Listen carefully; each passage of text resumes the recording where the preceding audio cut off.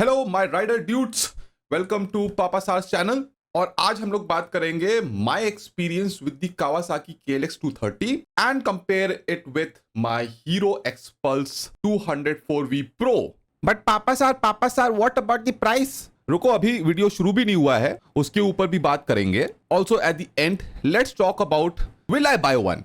By the way, big shout out to Ride Venture, Kawasaki Bangalore and Big Rock for setting up this event where we were able to test ride the KLX 230 on a dirt track. Highly recommend anyone who wants to pick up one to test ride it on dirt track or trails. That's where it's meant to be.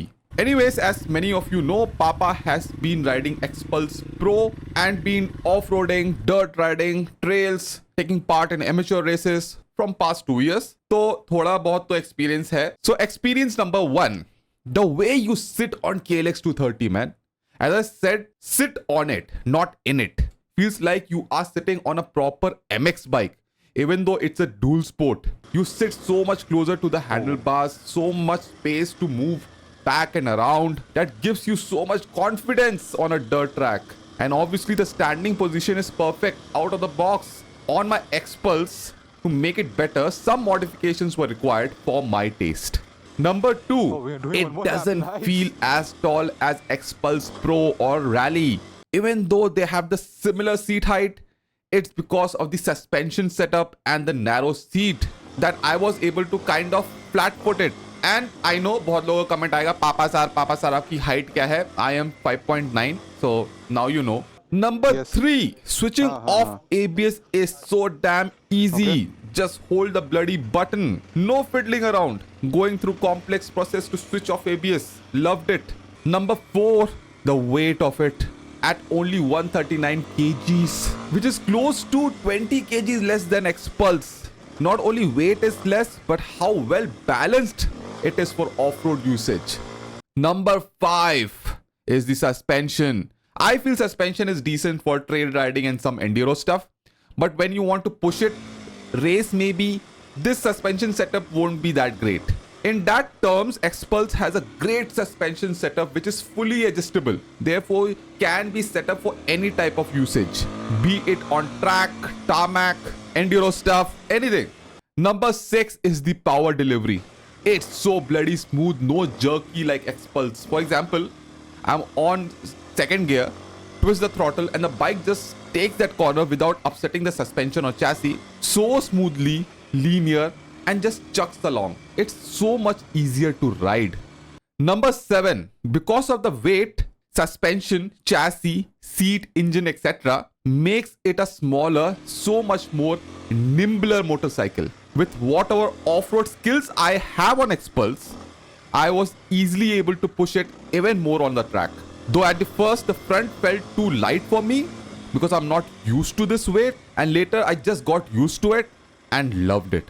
Adding in knobbies, I feel will take it to the next level.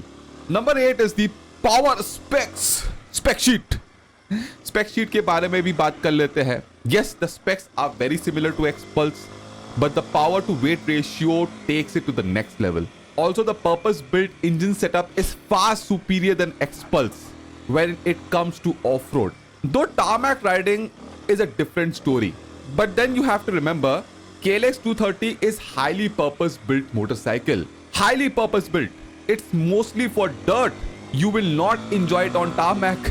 Mostly if you are planning to tour on it, where Xpulse performs much better. Number 9. What you dudes have been waiting for? Price. Paisa. Yes, it is on the higher side, obviously. But just seeing the spec sheet and deciding on the price is also Stone Age level mindset. A motorcycle spec sheet provides useful numbers, no doubt. पर ये पूरी कहानी नहीं होती है. Horsepower, torque and weight might look impressive or shit on paper, but they don't capture the bike's real world feel, balance or ride quality. At the end of the day, the best way to judge a motorcycle isn't by spec sheet. Remember, not spec sheet. It's by riding it and riding it for what it's built for. So do your test rides before deciding on do you like this motorcycle or not. And usually a purpose-built motorcycles are expensive. It can be because of multiple factors, be it expensive metals used for durability or lower production volume, increasing manufacturing cost. Anyways, back to the KLX 230. Who should buy this impressive motorcycle with such heavy price tag? Person number one, you have to be a off-road enthusiast. Not worth buying only for touring or not at all for city rides. Price won't justify that, nor you will enjoy.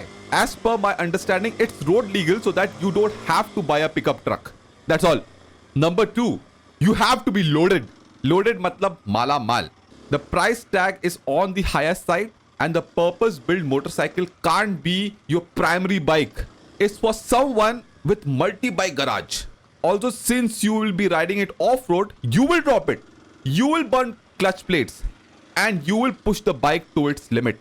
Therefore, you have to repair it, and being a Kawasaki is not gonna be cheap. Number three is actually a question. Is it for newbies who want to get into dirt riding? Yes, it is indeed.